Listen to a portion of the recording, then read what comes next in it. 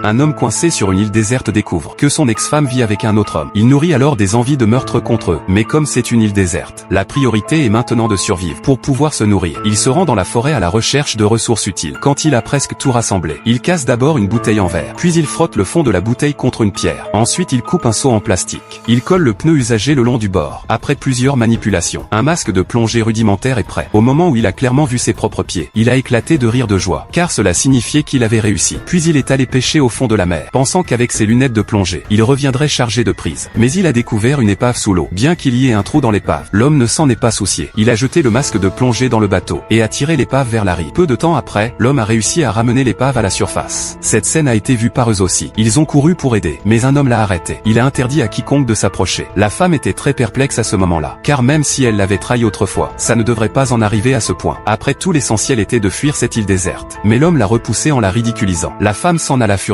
Dans les jours qui suivirent, l'homme se concentra sur la réparation de l'épave. Alors que l'épave de l'homme était presque réparée, la femme eut une idée. Elle décida de voler son épave. Le lendemain, Cobb pêchait dans la mer, en observant les mouvements de l'homme. Après avoir vu l'homme réparer le bateau, il s'est retourné et a sauté dans la mer pour attraper du poisson. Il a compris que l'occasion était arrivée. Il a rapidement appelé la femme à partir. Ensuite, ils ont chargé toutes les provisions sur le bateau. Puis ils ont tiré le bateau dans la mer. Quand l'homme est enfin arrivé à terre, les deux étaient déjà partis en bateau. Étrangement, l'homme semblait très en colère, mais son visage affichait une expression maléfique, car son bateau n'était pas du tout réparé. Son but était simple, il voulait juste les noyer en mer.